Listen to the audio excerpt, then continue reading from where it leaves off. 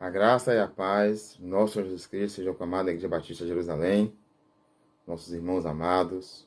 Nós estamos com muita saudade do nosso EBD presencial, o calor humano. Mas a nossa EBD de hoje nós vamos estudar acerca de uma epístola, de uma carta da Bíblia. A EBD é o local, é um espaço onde estudamos a palavra de Deus, onde estudamos a Bíblia. Então, irmãos, vamos aproveitar neste dia e estudar a carta aos Romanos. O tema de hoje é Entendendo a Epístola de Paulo aos Romanos. E peço aos irmãos que abram as suas Bíblias em Romanos 1, versos 16, versos 15 ao 17. Romanos 1, 15 ao 17. Vamos ler? Por isso, quanto está em mim, estou pronto a anunciar o Evangelho, também a vós outros em Roma. Pois não me envergonho do Evangelho, porque é o poder de Deus para a salvação de todo aquele que crê, primeiro do judeu e também do grego, visto que a justiça de Deus se revela no Evangelho de fé em fé, como está escrito, o justo viverá por fé. Amados irmãos, este texto aqui, do verso 17, os irmãos podem também encontrar, Paulo cita, o livro de Abacuque 2,4, e também podemos encontrar em Gálatas 3, no verso 11, justo viverá por fé. Então, irmãos, o livro de Romanos, a carta, a epístola, aos Romanos, ela foi escrita por Paulo aos crentes de Roma. E esta carta nós podemos dividi-la em dois momentos. Do capítulo 1 ao capítulo 11 é a parte doutrinária. E do capítulo 12 ao capítulo 16 é a parte prática. Então, do capítulo 1 ao capítulo 11, na parte doutrinária, Paulo vai traçar referente à questão do problema do homem, do pecado, vai falar sobre as consequências deste pecado, da situação e da condição do homem indesculpável, vai tratar sobre, primeiro, aos gentios, referente ao alcance aos gentios, e vai tratar também com os judeus, e vai falar a dicotomia da lei e da graça, e vai categorizar que a salvação é pela graça, mediante a fé em Cristo. E do capítulo 12, nós começamos, no capítulo 12, rogo-vos, pois, irmãos, pela compaixão de Deus, que apresenteis os vossos corpos em sacrifício santo, vivo e agradável, que é o vosso culto racional. E não vos conformeis com este mundo, com este século, mas apresentai-vos a Deus, para que experimenteis qual seja a boa, perfeita e agradável. A partir do capítulo 12, Paulo vai estabelecer, vai demonstrar o padrão de vida cristã. Ou seja, uma vez salvo, declarados como santos, vivendo a santificação. Então, o padrão de vida cristã, meus irmãos, é um padrão alto. E Paulo vai estar aqui discorrendo nestes capítulos, 12 ao 16. Mas, irmãos, antes de nós iniciarmos, propriamente dito, de um estudo assim muito rápido, de forma geral, que nós vamos aqui passear pela carta aos Romanos, vamos contextualizar o momento em que Paulo está aqui a escrever aos Romanos. Primeiro, nós temos aqui uma igreja situada em talvez na principal cidade daquela região, na época. Nós estamos aqui no período do Império.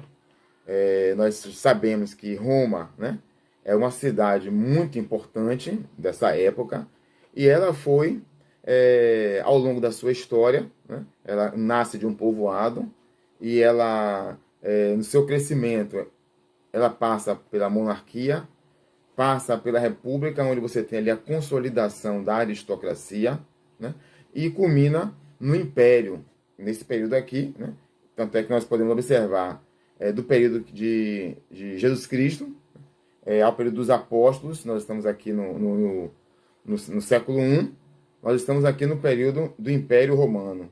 Provavelmente, nesta época aqui, imperava o imperador Cláudio, né, que foi o imperador que expulsou os judeus da cidade de Roma, nessa época aqui. E Paulo está aqui no final da sua terceira viagem missionária, provavelmente partindo da cidade de Éfeso, ou estando na cidade de Corinto, locais em que ele provavelmente tenha escrito, né, esta carta enviada aos crentes de Roma. Bem, irmãos, vamos categorizar, né, para que nós possamos entender um pouco das características dessa cidade. A cidade de Roma é uma cidade cosmopolita. É a metrópole. Né? Para lá iam povos de diversas nações. É uma cidade em que a aristocracia ela tinha, né, o seu ápice, né, na questão da participação governamental e na vida da cidade. Era uma cidade em que o sistema escravagista estava, né, a todo vapor. Né? Haviam escravos de diversas regiões. Né? Era uma cidade em que nós tínhamos ali, diferentemente de outras cidades, mas ali havia muitas representações de várias divindades. Nós tínhamos monumentos, basílicas, muitas estátuas, né? E o comércio ali era também muito influente também. Nós estamos... há uma curiosidade, né, que podemos observar aqui. Havia uma colônia judaica em Roma, como havia também em várias outras cidades ali, principalmente daquelas cidades gregas, ali na Ásia Menor. Roma, né, situada ali na região da Itália, havia uma comunidade judaica que, na época de Cláudio, inclusive até o livro de Atos, ele vai explanar sobre isso, né, falando que nesse período houve a expulsão dos judeus por este imperador. Mas aí vem a grande questão. Quem foi que evangelizou aqueles crentes, né, de Roma? Não há um consenso, mas um consenso definitivo. Né? O que os estudiosos entendem é que aquelas pessoas que estavam ali no dia de Pentecostes, os irmãos podem abrir em Atos 2, no versículo 10. Naquele dia de Pentecostes, com a descida do Espírito Santo, os apóstolos, né, todos ali reunidos. Né? O versículo 10 de Atos 2 vai dizer assim, irmãos. Vamos começar do 9. Somos partos, medos, elamitas e os naturais da Mesopotâmia, Judéia, Capadócia, Ponto e Ásia, da Frígia, da Panfilha, do Egito e das regiões da Líbia, nas imediações de Cirene, e romanos que aqui residem. Nós percebemos que muitas pessoas se converteram ali, nós sabemos da história. O mais provável é que estes romanos, né, ou essas pessoas que estavam ali, ao retornar para Roma, fundaram aquela igreja na cidade de Roma. Outro dado importante também, irmãos, né, é que Paulo não conhecia a cidade de Roma e não conhecia a igreja de Roma. Mas Paulo tinha um desejo muito grande de ir pregar em Roma. Né? Nós podemos aqui constatar isso, e o próprio Jesus Cristo, né, ele confirma a Paulo, né, antes que ele fosse julgado. Então, quando ele retorna a Jerusalém, vindo da cidade de Éfeso, vindo da cidade de Mileto, né? Passa pela aquela região de Éfeso, Mileto. Quando ele retorna a Jerusalém, ele sabe que vai, né? Já tinha sido avisado lá em Mileto, ele sabe que espera ele é, prisões, né? Ele sabe que espera ele prisões. E o próprio Senhor Jesus Cristo, ele adverte, né? Ele encoraja, melhor dizendo, né, a Paulo, né, de que importava a ele pregar também em Roma. No versículo 11 do capítulo 23, vai dizer assim: na noite seguinte, o Senhor, pondo-se ao lado dele, Paulo, disse: coragem, pois do modo porque deste testemunho a meu respeito em Jerusalém, assim importa que também o faças em Roma. Né? Então, Paulo ali tem a confirmação do Senhor de que ele estaria na cidade de Roma. Mas quando Paulo escreve aos Romanos, qual é né, o seu propósito? Por que Paulo escreve aos Romanos? Né? Paulo tinha um desejo de ir àquela cidade. Então, Paulo mesmo, ele fala aqui no capítulo 1, né, no versículo 11, porque muito desejo ver-vos, a fim de repartir convosco algum dom espiritual, para que sejais confirmados. Então, irmãos, Paulo tem uma preocupação de escrever, né, um tratado. Alguns estudiosos chamam esse aqui do quinto evangelho, né, o livro de Romanos, para descortinar, né, aos crentes romanos. E é interessante que aqueles crentes ali eram formados por judeus e gentios, e ele se reuniu tanto nas sinagogas quanto nas casas. Né? A igreja de Roma, ela tinha essa característica. Então, Paulo, tem o desejo de ver os cidadãos romanos, de conhecer aquela igreja. Uma outra situação também, irmãos, que Paulo, né, ele, primeiramente, né, observe aqui no versículo 1, né, na carta de Romanos, Paulo se apresenta como servo. O texto aqui, irmãos, mais apropriado é escravo. Né? Já falamos que é uma sociedade, aquela sociedade é uma sociedade escravagista. Paulo se utiliza desses elementos para caracterizar o verdadeiro e genuíno evangelho de Cristo. Então, Paulo se caracteriza como servo, como escravo do Senhor Jesus Cristo.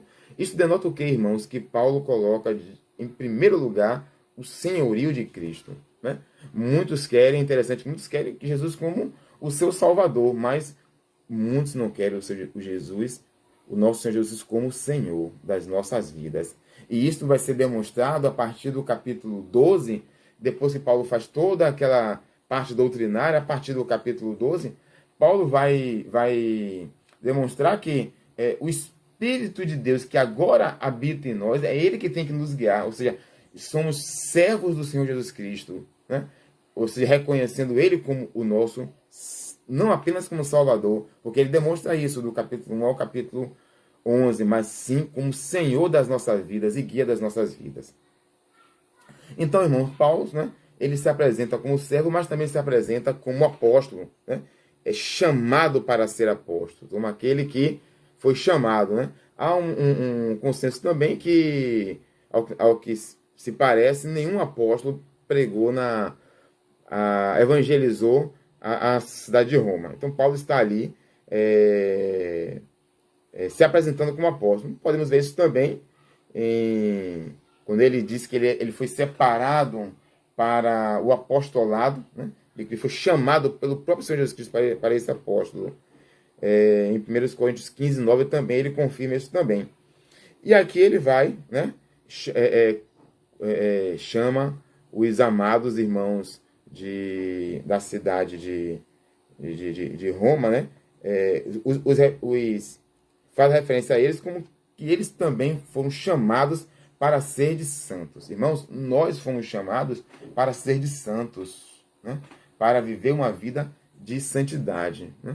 E aqui nós vamos compreender o plano de Deus para a salvação, que é o tema desta carta. Ou seja, aqui Paulo vai colocar, logo a partir do versículo 18 de Romanos 1, né, o problema do homem, o pecado. Né, o pecado, no singular. Quando ele vai descortinar aqui nesses capítulos, que quando o homem pecou, né, o primeiro homem, né, o primeiro Adão pecou, né, ele foi, vamos dizer assim, infectado pelo germe do pecado. E isso se estendeu a todas as gerações. O que é que Paulo vai frisar aqui, irmãos? No capítulo 12, capítulo 5, versículo 12 de Romanos, né? Os irmãos continuem com a Bíblia abertas em Romanos. Estamos aqui fazendo um passeio por Romanos. Portanto, assim como por um só homem entrou o pecado no mundo, e pelo pecado a morte, assim também a morte passou a todos os homens, porque todos pecaram. Então, ele afirma, todos pecaram. Então, irmão, todos nós pecamos. Todos quem? Tanto judeus quanto gentios. E isso ele vai tratar, né, nesses capítulos aqui. É interessante que no versículo 20 do capítulo 1 de Romanos, Paulo vai dizer que nenhum de nós, né, tem o direito de se desculpar diante de Deus, de se justificar. Todos nós somos indesculpáveis. Todos nós estamos numa condição de culpa. Todos, irmãos, né? Porque os atributos invisíveis de Deus, assim o seu eterno poder, como também a sua própria divindade, claramente se reconhece desde o princípio do mundo, sendo percebidos por meio das coisas que foram criadas. Tais homens são, por isso, indesculpáveis. Ora, os judeus tinham a lei, que apontava para a graça, né? Tinha a lei, mandamento do Senhor, que apontava para a graça. E os gentios, que não tinham a lei, né? O próprio versículo 20 aqui, ele vai afirmar que os gentios também eram indesculpáveis, porque a própria criação de Deus revela a divindade, né? Revela Deus, revela o ser divino, né? Revela que Deus é o Senhor do universo. Então nenhum homem é indesculpável. Mas, irmãos, qual o propósito, né? O outro propósito também de Paulo escrever aos cidadãos romanos, né? Aquela igreja de Roma, era apresentar o Evangelho. Apresentar o Evangelho genuíno de Cristo. E Paulo vai dizer no versículo que nós lemos aqui, Romanos 1,16, que ele não se envergonha do Evangelho. E o Evangelho é o quê? O poder de Deus para a salvação. Irmãos, o Evangelho não é isso que nós estamos vendo, né, no mundo aí fora, aí, um Evangelho totalmente mercadológico, né? Um Evangelho de mercadoria, onde eu vou lá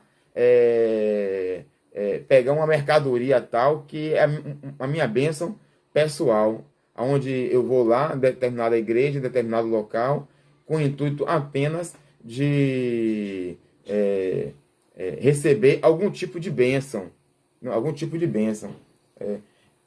O verdadeiro genuíno evangelho aponta para Cristo, nosso Salvador. É isto que Paulo está dizendo aqui, irmãos. E o novo crente, né? O crente em Jesus Cristo vive por fé. Vive por fé. Então, estes são os propósitos de Paulo ao escrever a carta aos Romanos. Então, irmãos, o nosso estudo de hoje, né? Como é que nós podemos compreender a carta de Paulo aos Romanos? Primeiro, né? Nós observamos aqui, logo no início, que Paulo vai descortinar toda aquela sociedade depravada. E olha que aquela sociedade romana, grega, né? Era uma sociedade assim, parecida com a nossa, né? Corrupta, uma sociedade em que a depravação total, né? Onde, como Paulo diz aqui no versículo 24, né? Por isso Deus entregou tais homens à imundícia pela concupiscência do seu próprio coração. O homem escolheu, né, andar nesse mau caminho. E ele vai dizer aqui, ó, no versículo 28, né? É uma sociedade que tem uma disposição mental reprovável, irmãos. Né? Como uma sociedade típica como essa tem uma disposição para o mal. Olha o que o apóstolo Paulo vai dizer aqui, irmãos. cheios de toda injustiça, malícia, avareza, maldade, possuídos de inveja, homicídio, contenda, dolo, malignidade, sendo difamadores, caluniadores, aborrecidos de Deus, insolentes, soberbos, presunçosos, inventores de males, desobedientes aos pais, insensatos, pérfidos, sem afeição natural e sem misericórdia. Aqui, irmãos, o texto aqui aponta aqui para homens perversos. Essa sociedade de Roma aqui, me parece aqui que é muito parecida com a sociedade que nós vivemos hoje no século XXI. Irmãos, a Bíblia, ela é atual sempre. A Bíblia, daqui a 1000 anos, se Jesus Cristo não voltar, ela irá continuar atualizadíssima. Ok, irmãos? Precisamos estudar mais a Bíblia, precisamos nos debruçar mais a Bíblia e conhecer o nosso Deus cada vez mais. Né? Então, aqui, Paulo apresenta o problema do pecado. Né? Romanos 5, no versículo 12, vai dizer que todos pecaram. No versículo 19, né, ele vai dizer que, porque, como pela desobediência de um só homem, muitos se tornaram pecadores, assim também, por meio da obediência de um, muitos se tornaram justos. Então, Paulo apresenta o problema do pecado e apresenta a solução de Deus, né, a providência de Deus para o homem, o plano de Deus para a salvação, que é o tema da carta. Então, ao problema do pecado, qual o remédio? Jesus Cristo. Irmãos, Paulo, no texto aqui, nesses textos aqui dos capítulos 2, 3, 4 e 5, ele vai apontar, vai afirmar que toda a lei, todos os profetas apontaram para Cristo, né? Que é o remédio, né? Que o Deus encarnado que trouxe salvação à humanidade, como o próprio João Batista falou, eis o Cordeiro de Deus que tira o pecado do mundo. Então, irmãos, Paulo vai apontar, principalmente para os judeus, de que a vontade de Deus estabelecida mediante a lei foi para que a lei servisse como um pedagogo, como um professor para ensinar, apontando a graça de Deus.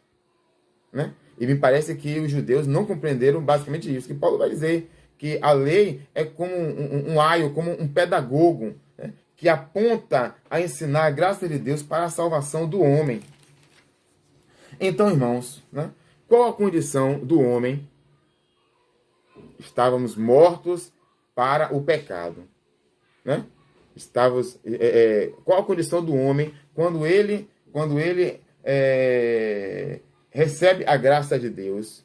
Ele passa a estar morto para o pecado e vivo para Deus. Abra aí, irmãos, o versículo 11 do capítulo 16, Romanos 6, 11 do capítulo 6, Romanos 6, 11. Assim também vós considerai-vos mortos para o pecado, mas vivos para Deus. Vivos para Deus. Então, irmãos, qual a condição do salvo hoje que aceitou a Jesus Cristo como seu Senhor e Salvador? Ele, a partir daquele momento, está morto para o pecado e vivo para Deus. Pronto. Ele agora tem uma nova vida, porque ele foi resgatado do lamaçal do pecado. Essa palavra aqui, resgate, é como se Jesus ele pagou o alto preço, altíssimo preço, e resgatou-nos de nós da escravidão do pecado. Né? Agora temos um novo Senhor, o nosso Senhor Jesus Cristo. Então, irmãos, Paulo apresenta, né, esta situação, né, do salvo. E aí, né, nós agora fomos alcançados pela graça, o favor imerecido de Deus, que nós não merecíamos nada, mas Deus, através da sua infinita misericórdia, mediante a sua graça, nos alcançou. Então, em razão disso, né, em razão do alcance da graça, onde naquele momento em que nós aceitamos a mensagem do Evangelho e fomos justificados, né, Deus nos torna justos, nos torna santos. Né? E aí, ou seja, isso é motivo agora para que possamos, agora eu estou, fui justificado, né? Eu posso agora fazer o que bem quero, porque aonde mudou o pecado, superabundou a graça. Paulo vai dizer que de modo nenhum, porque nós agora somos santos, mas precisamos viver uma vida de santificação. Somos separados para Deus, né? Para viver para Deus. Mas, em razão disto, devemos viver uma vida de santificação. Vamos observar aqui, irmãos, o Romanos 5:20. Sobreveio a lei para que avultasse a ofensa. Porque a lei, irmãos, ela aponta, né? Ela mostra o pecado, né? Ela mostra aonde você errou. Assim também, mas onde abundou o pecado, superabundou a graça. A fim de que, como o pecado reinou pela morte, né? Estávamos mortos, agora estamos vivos para Deus, assim também reinasse a graça pela justiça para a vida eterna, mediante Jesus Cristo, nosso Senhor. Essa é a justiça de Deus, nos tornou justos. Que diremos, pois? Permaneceremos no pecado? Para que seja a graça mais abundante? De modo nenhum. Como viveremos ainda no pecado, nós os que para ele morremos? Ou porventura ignorais que todos nós, que fomos batizados em Cristo, fomos batizados na sua morte? Fomos, pois, sepultados com ele na morte pelo batismo, para que, como Cristo foi ressuscitado dentre os mortos, pela glória do Pai, assim também andemos nós em novidade de vida. Irmãos, que bênção, né, irmãos? Que bênçãos. Nós temos a obrigação de agradecer a Deus todos os dias por sermos alcançados, né? Por Deus, através da sua graça. Então, irmãos, né, nós podemos observar que fomos justificados, regenerados, resgatados, santificados por um ato, mas devemos viver uma vida de santificação. Então, irmãos, né, concluindo esta palavra, o que podemos aprender, né? O que podemos aprender aqui da carta aos Romanos, que é um convite para que possamos estudar toda esta carta, né? É interessante que, a partir do capítulo 12, né, nós vamos observar aqui que Paulo vai dizer, né, não vos conformeis com este século, mas transformáveis pela renovação da vossa mente, para que experimenteis qual seja a boa, agradável e perfeita vontade de Deus, né? E qual é a vontade de Deus? Vamos lá, irmãos. 1 Tessalonicenses 4:3. Qual é a vontade de Deus para as nossas vidas? Vamos lá, 1 Tessalonicenses 4:3. 4:3. Pois esta é a vontade de Deus, a vossa santificação, que vos abstenhais da prostituição, que cada um de vós saiba possuir o próprio corpo em santificação e honra, não com desejo de lascívia, como gentios que não conhecem a Deus, e que nesta matéria ninguém ofenda nem defraude a seu irmão, porque o Senhor conta estas coisas, como antes vos avisamos e testificamos claramente ao vingador, porquanto Deus não nos chamou para a impureza, e sim para a santificação. Dessarte, quem rejeita estas coisas não rejeita o homem, e sim a Deus, que também vos dá o seu Espírito. Irmãos, vamos viver o Evangelho genuíno de Cristo. Vamos nos esforçar cada dia mais para buscar nos aprimorar nesse processo de santificação. Como diz lá em Efésios, até que todos cheguemos à unidade da fé, ao pleno conhecimento de Deus. Então, irmãos, o Evangelho genuíno é aquele que é conhecido pelas Escrituras sagradas. Irmãos, a mensagem do Evangelho ela é cristocêntrica. Qualquer um que pregue o Evangelho, ele tem que se tomar como base a palavra do Senhor como única regra de conduta e fé. A mensagem cristocêntrica. Então, irmãos, né, finalizamos. Leiamos o verso de Romanos 16:27. 16 diz assim: ao Deus único e sábio seja dada a glória por meio de Jesus Cristo pelos séculos dos séculos. Amém. Que Deus abençoe, né, aos irmãos, aos amados irmãos, que possamos refletir, né, estudar o livro de Romanos, que é um livro muito interessante, muito bom, né, para que possamos compreender né, o plano de Deus para a salvação e possamos viver uma vida de santificação. Deus os abençoe. Um abraço a todos.